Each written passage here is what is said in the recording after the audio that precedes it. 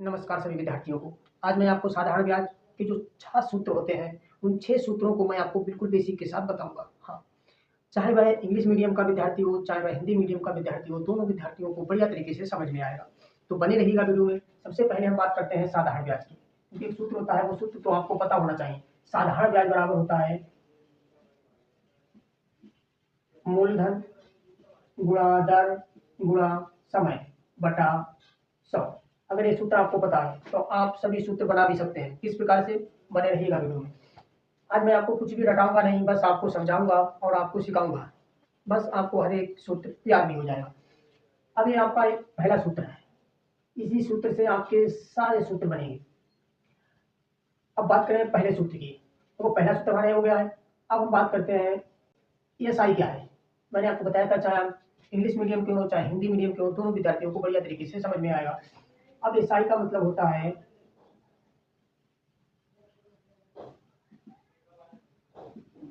Simple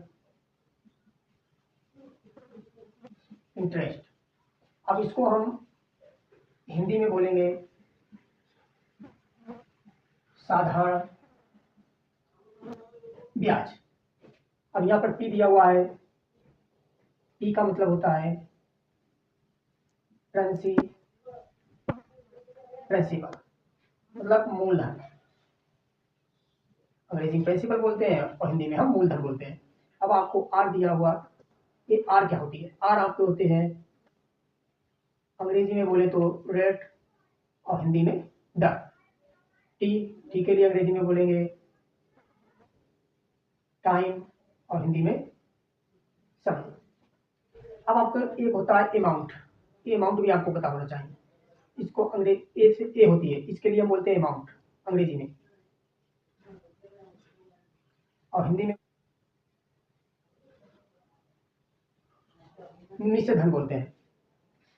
अब ये आपको पता होना चाहिए। देखो, अगर आपको ये सारी चीजें पता है, अगर इंग्लिश मीडियम के हैं तो आपको लिए मैंने इंग्लिश में लिख दिया है, हिंदी मीडियम के आप विद्यार्थी हैं तो मैंने आपके लिए हिंदी में लिख दिया है। अब इन्हीं जो आपका सूत्र है SI बराबर, मतलब साधारण ब्याज बराबर मूलधन गुणा दर गुणा समय बटा 100। अब यहीं से आपके सारे सूत्र बनेंगे। देखो, अंग्रेजी में मैंने इसे लिखा है, अब मैं हिंदी में भी इसे लिख देता हूँ। साधारण ब्याज बराबर होता है मूलधन दर समय बटा 100, हिंदी वालों के लिए। अब अंग्रेजी में देखिएगा, अब हिंदी में तो मैंने लिख दिया है। अब हम क्या लिखेंगे, इससे ही एक दूसरा सूत्र बनाएंगे। वो सूत्र क्या बनाएंगे, अगर हमको मूलधन ज्ञात करना पड़ जाए। क्या ज्ञात करना पड़ जाए? मूलधन। मतलब हमको P ज्ञात करना पड़ जाए। P का मतलब क्या है? प्रिंसिपल ज्ञात करना पड़ जाए। तब आप क्या करेंगे, देखो, अब आपको ब्याज में साधारण ब्याज पता होना चाहिए, और आपको साधारण ब्याज पता है तो आसानी के साथ आप मूलधन ज्ञात कर सकते हैं। तो यहाँ पर जो आपको पता होना चाहिए ब्याज, उसमें 100 से गुणा करेंगे। अब ये ब्याज और 100 कहाँ से आया है? कहीं से नहीं, यहीं से आया है। अगर साधारण ब्याज है, इसके नीचे मैं एक मान लेता हूँ, ध्यान से सुनना है। क्या करेंगे, हम यहाँ पर तिरछा गुणा करेंगे। साधारण ब्याज की 100 से गुणा करेंगे और एक से हम मूलधन गुणा दर गुणा समय की गुणा करेंगे। अब देखो, हमको यहाँ पर हमने ज्ञात क्या किया, मूलधन, तो इसमें क्या क्या बचा है, दर और समय बचा है, उसको हम नीचे लिखेंगे, दर गुणा समय। अब दर के लिए हम क्या बोलते हैं, आर। समय के लिए क्या बोलते हैं, टी, मतलब रेट और टाइम। और ब्याज के लिए आपको ऐसा ही बोलते ही हैं। तो आपका एक दूसरा सूत्र बन गया है, मूलधन बराबर होता है ब्याज गुणा 100 बटे में दर गुणा समय। अब हम दर अगर निकालना चाहें, मतलब अगर हमको आर निकालनी पड़ जाए, तब भी हमको ब्याज पता होना चाहिए।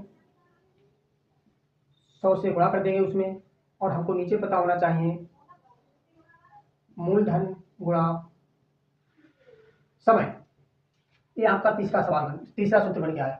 अब हम चौथे सूत्र की बात करें, तो अब बात करेंगे समय की, मतलब टी की। तो इसके बराबर भी आपको पता होना चाहिए ब्याज गुणा 100 और बटे में मूलधन, और आपको दर पता होनी चाहिए। क्योंकि क्या है, ये तिरछा गुणा करेंगे, मैंने आपको बताया था तिरछा गुणा करने के लिए ना, मूलधन आ गया है। अब मैं अगर यहाँ पर एक मान लेता हूँ तो क्या होगी, तिरछा गुणा हो जाएगी। तो यहाँ पर हमको जो प्राप्त होगा वो प्राप्त होना चाहिए मूलधन गुणा अगर मूलधन और धन इन दोनों की गुणा कर देंगे, ऊपर भाग दे देंगे ब्याज गुणा 100 से, तो हमको क्या प्राप्त हो जाएगा? समय। अब हमारा एक सूत्र होता है एवं, मतलब अगर हमें मिश्र धन ज्ञात करना पड़ जाए, तो मिश्र धन ज्ञात करने के लिए मैं आपको यहीं पर बता देता हूँ, अच्छा यहीं पर बताता हूँ मिश्र धन ज्ञात करना पड़ जाए।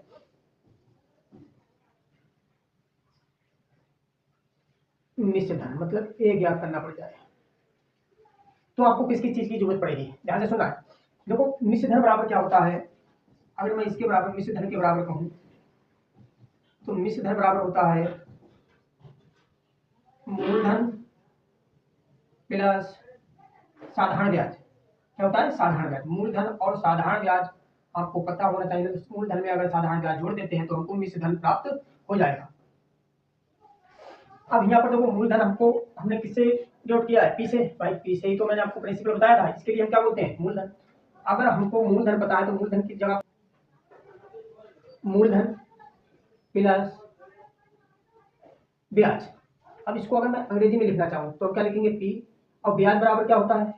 पी गुणा आर गुणा टी बटा 100, यही तो होता है। क्योंकि इसके बटे में है। अगर मैं यहाँ पर पी कॉमन लेता हूँ तो हमको क्या प्राप्त हो जाएगा? पी, और पी कॉमन लिया है यहाँ पर 1 प्लस आर टी और बटा 100। अगर मैं यहाँ पर और कॉमन लेता हूँ, यहाँ पर क्या हो गया? ये सूत्र हो गया। अगर मैं इसका एलसीएम लेता हूँ तो हमको जो मिश्र धन बराबर मतलब ए बराबर जो हमको सूत्र प्राप्त होगा वो होगा पी 100 प्लस आर टी बटा 100। ये आपका सूत्र हो गया है मिश्र धन बराबर। कैसे बना है मैंने आपको फिर विस्तार से बताया है। एक सूत्र आपका और होता है, वो सूत्र होता है मूलधन। अगर आपको मूलधन ज्ञात करना पड़ जाए, मूलधन के लिए मैंने एक सूत्र बताया है। इसके अलावा भी अगर आप मूलधन एक प्रकार से और निकाल सकते हैं। अगर आपको मिश्र धन पता है, क्या पता है? ए, मतलब आपको मिश्र धन पता है गुणा 100 बटा 100 प्लस आर गुणा टी पता है, तब भी आप यहाँ पर अंग्रेजी में लिख दिया है, कोई बात नहीं, हम हिंदी में लिखते हैं दर गुणा समय। कभी कभार क्या होता है, इन दोनों की गुणा करेंगे, दर गुणा समय, इनकी गुणा करके हम 100 में जोड़ देंगे, तब आपको क्या प्राप्त हो जाएगा?